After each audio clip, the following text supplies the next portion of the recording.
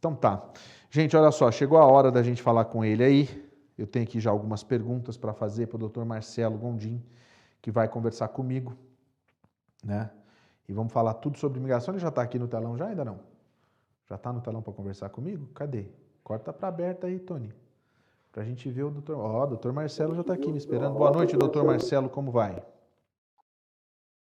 Tudo bem, Paulo? Boa noite. Boa noite. Doutor Marcelo, vamos começar já. Eu tenho até já foi uma pergunta que mandaram aqui, que foi diretamente para você, né? O Antônio Carlos Azevedo, ele fez a seguinte pergunta: se a anistia está em pauta com o novo presidente, pergunta para o doutor se a anistia está em pauta com o novo presidente e conseguindo o Senado na Geórgia, quais as chances de sair efetivamente essa boa nova para nós indocumentados? Muito obrigado, parabéns pelo trabalho, que Deus o abençoe. É o Antônio Carlos que fez a pergunta, ele fez a pergunta hoje, inclusive, na web. E aí, doutor? Bom, Antônio Carlos, obrigado pela pergunta. Isso realmente vai ser uma boa. As posições do Senado da Geórgia forem para os democratas, vai ficar 50-50 no Senado, ou seja, a Kamala Harris vai ter o voto de Minerva, né, o último voto, então os democratas vão ter o controle do Senado. E tendo o controle do Senado, essa legislação pode ser colocada em pauta. O que aconteceu em 2006, 2007 e 2003, durante Obama, é que são duas câmaras, é o Senado e a Câmara de Deputados. As duas têm que aprovar. Se uma aprova e a outra não aprova porque tem controle do partido oposto, não vai para frente, nem chega na mão do presidente para assinar e virar lei. Aconteceu isso já 3 vezes, desde o tempo que eu comecei a acompanhar. Então, agora, tendo o controle do Senado e da Câmara de Deputados e a Casa Branca, os democratas podem finalmente passar uma lei que vá mudar o sistema de imigração dos Estados Unidos, oferecendo um caminho para legalização dos 11 milhões, eles falam que são mais de 30, mas 11 milhões de indocumentados estão nos Estados Unidos, inclusive o nosso ouvinte, Antônio Carlos, que mandou a pergunta. Então, é uma boa oportunidade, a gente tem que torcer para que os democratas ganhem os 2 assentos da Geórgia. Se isso não acontecer, não vai ter lei, porque, nesse caso aí, o Mitch McConnell não vai deixar nem sequer essa lei chegar à votação. Então, o partido que controla aquela Câmara, seja o Senado ou a Câmara de Deputados, o partido controlador é que define se aquele projeto vai ser votado ou não. Não é nem dizer que vai passar ou não vai passar. Não é nem... Então, a gente tem que ter essa esperança. Se isso acontecer, realmente as chances são excelentes que a gente pode ter um caminho para a legalização de mais de milhões, sei lá quantos milhões de pessoas que estão aqui indocumentadas nos Estados Unidos. Olha só, deixa eu aproveitar aqui, então, eu pensei que eu estava na câmera errada aqui. Doutor, tem uma história que chegou pra gente, chegou pelo Instagram, e eu achei bastante interessante a gente falar sobre isso, porque eu acho que algumas pessoas devem ter esse mesmo tipo de história, mas não sabem como lidar. Presta bem atenção. Fui adotado com 9 meses de idade e na minha família biológica eu tenho diversos irmãos espalhados por aí, que também foram adotados por outras famílias. Porém, uma irmã da mesma mãe que ele foi adotada por um casal de americanos ainda bebê. E é cidadã americana desde então. Vi no site da USCIS que irmãos de sangue podem pedir a imigração por família, mesmo sendo adotados. Eu gostaria de confirmar a informação e saber da possibilidade de residência no país enquanto o processo ocorre. Se tudo isso for possível, como eu devo proceder? Interessante a pergunta, interessante a história, né, doutor? Muito interessante a pergunta. Realmente é um caso bem raro, existe a possibilidade. O problema não é nem a elegibilidade de fazer a petição por irmã. O problema é o tempo que leva a isso. Então, um dos motivos que muita gente não faz o processo por irmão é porque, se você for olhar o Visa Boletim hoje, está chamando o quê? Processo de 13 anos atrás. Então, e na média não é nem 13 anos, vai ser muito mais do que isso, porque se você checar também uns 5 anos atrás, também estava chamando 13 anos. Então, vai ficar em torno de 12, 13 anos, talvez 15, 20 anos, para essa pessoa conseguir uma residência por esse processo. Então, também pode ser que fazendo a petição e passando uma reforma na lei de imigração, como foi a pergunta anterior, essa reforma também pode ser um aumento no número de vistos por família e por trabalho. Aí a fila já não vai ser mais 13 anos. Então aí pode ser considerada essa petição de família do irmão de sangue. Entendi. Então tá. Deixa eu aproveitar aqui que tem mais pergunta ainda. Olá, Paulo, tudo bem? Desculpe te incomodar novamente. Você saberia me dar uma luz a respeito? Ninguém incomoda aqui. Isso aqui foi feito para você mandar pergunta mesmo. Ninguém está incomodando. Fiquem à vontade para mandar as perguntas que vocês têm durante a semana inteira. A gente separa e depois manda para o Dr. Marcelo aqui. Olha só. Vou aplicar para o Green Card do meu filho. Ele tem 12 anos. Ele já está aqui nos Estados Unidos. Veio comigo no mês passado, no dia 9 de novembro.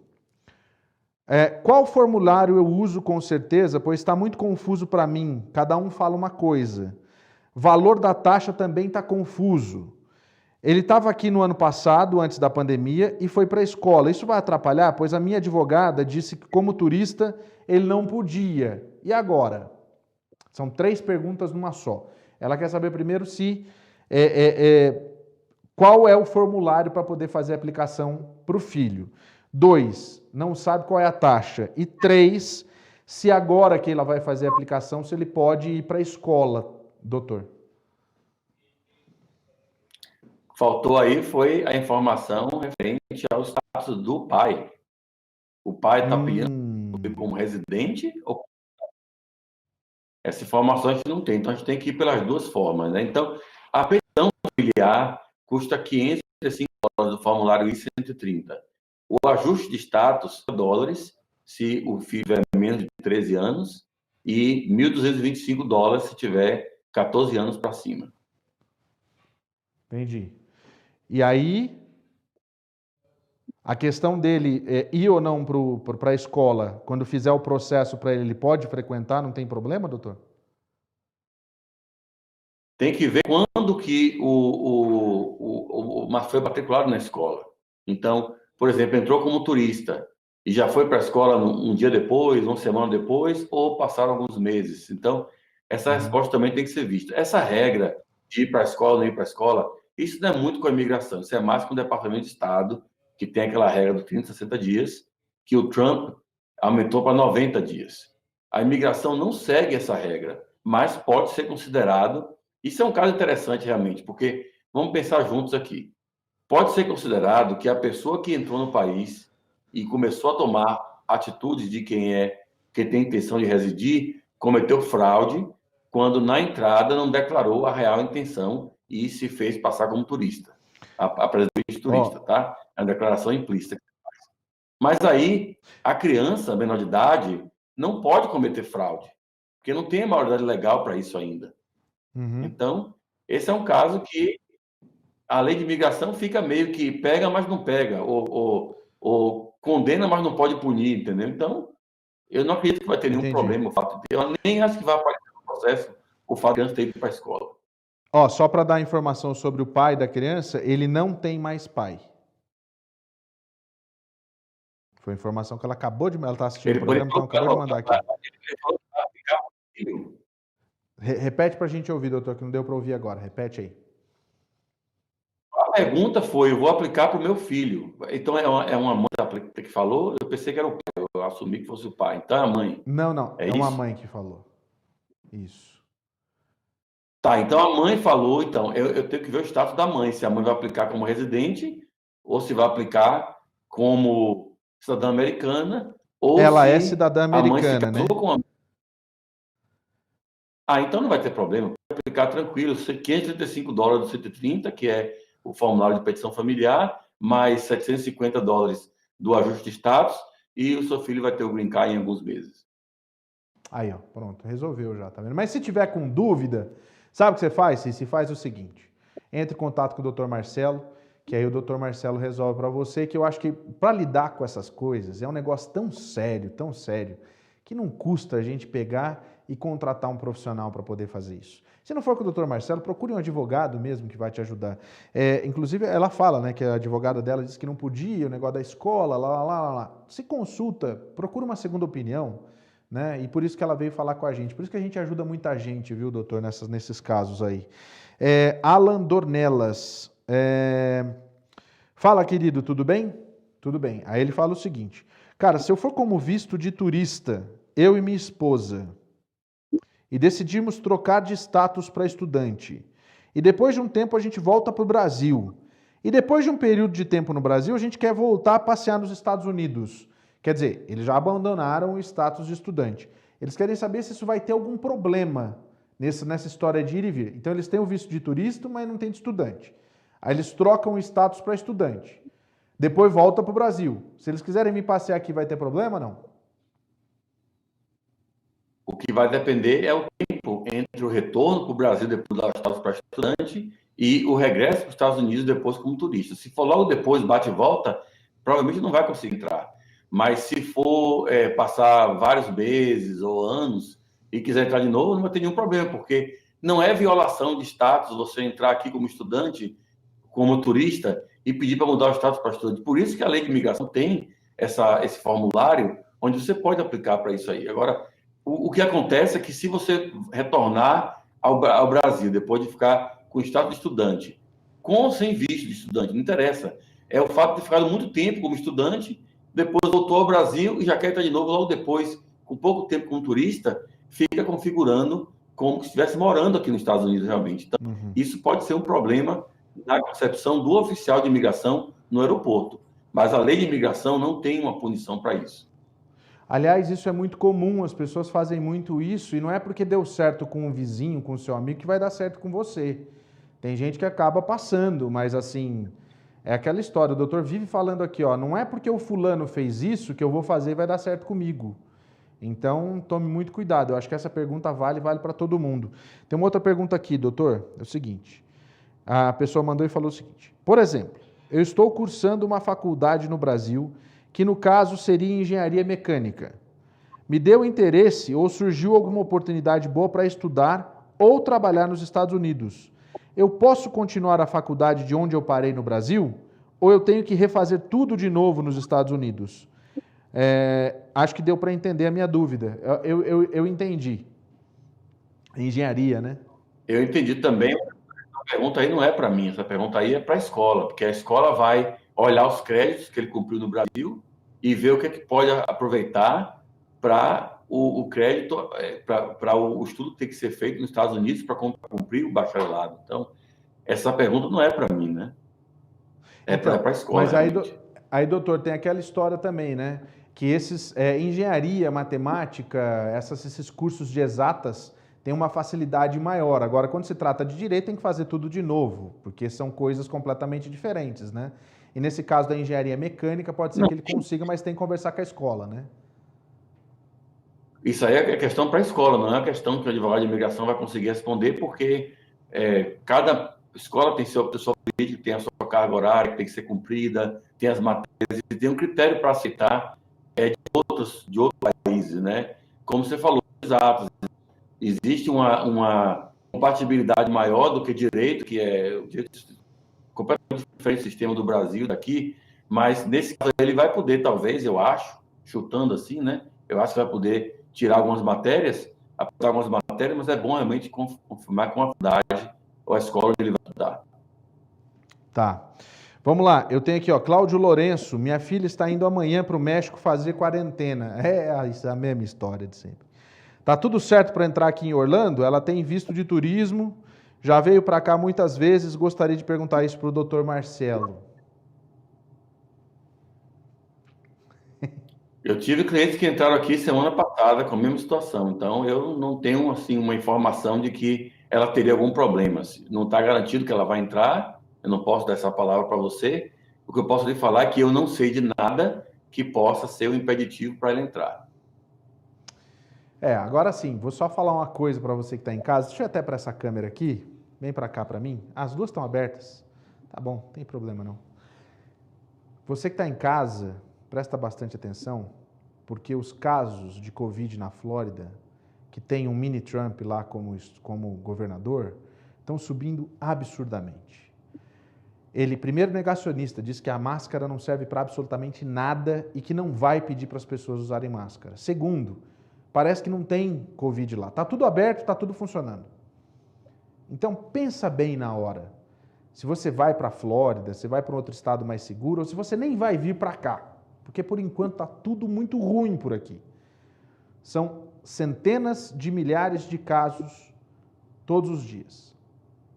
Então, eu pensaria duas vezes antes de falar, não, estou indo para lá para fazer turismo, por exemplo. Mas é uma opinião minha, viu, doutor? Isso é uma coisa que eu acho meio assim. Cláudio Silva Porto, boa noite, Paulo. Posso entrar com um pedido de EB2NW e EB3 ao mesmo tempo? Ó, boa pergunta, inclusive. Pode sim. Inclusive, existe essa opção, né? Muita gente faz um processo para ter uma maior conveniência e faz o outro que não é tão conveniente, mas é mais fácil de aprovar. E tem os dois processos. Na hora que tiver aprovada uma petição, escolhe o que está aprovado e continua o processo. Isso vai gastar um dinheiro, né? O primeiro vai gastar com EB2NW e a empresa vai gastar também com outro processo. Na realidade, tem isso, né?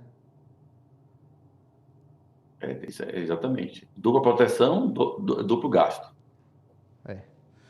Olha só, Marilene Garcia, boa noite, Paulo. Pede ao doutor Marcelo para responder, por favor, quanto tempo depois de entrar aí ilegalmente pode pedir asilo? Tem limite de tempo ou não? Boa noite para vocês, a Marilene pergunta.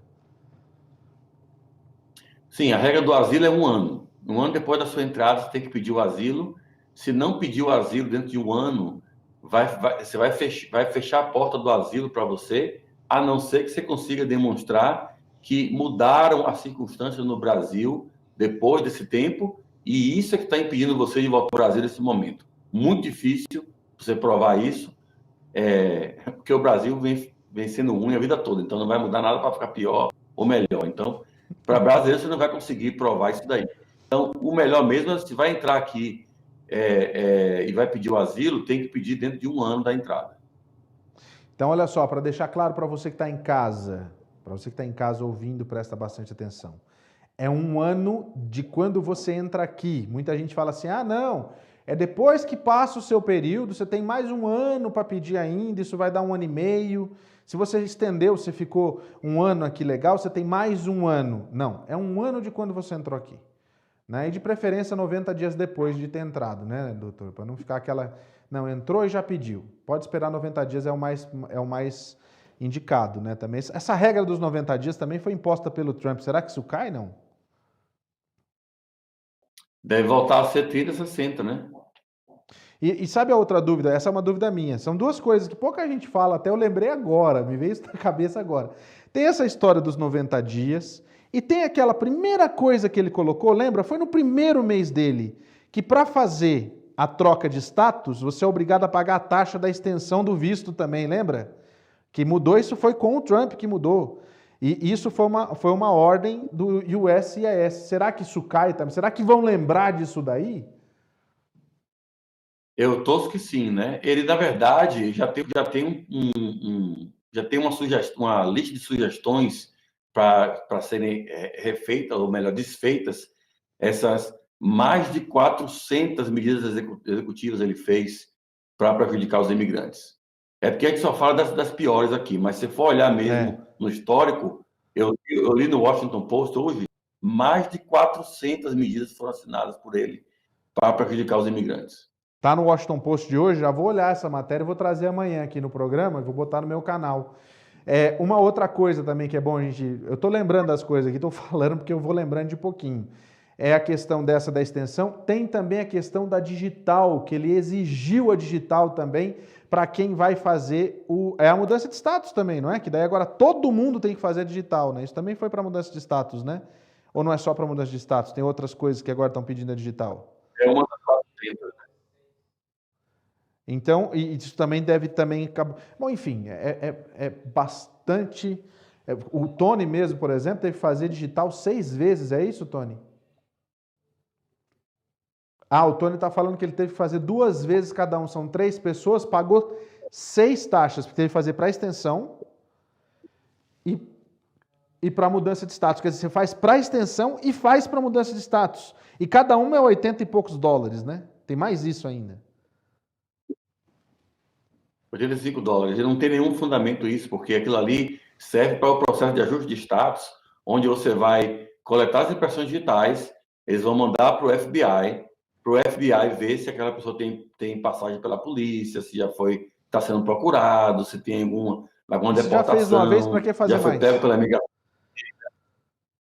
É Né? para isso. Agora, para extensão de turista, para pedir extensão, isso aí não faz sentido, não. É só para tirar o dinheiro dos imigrantes mesmo.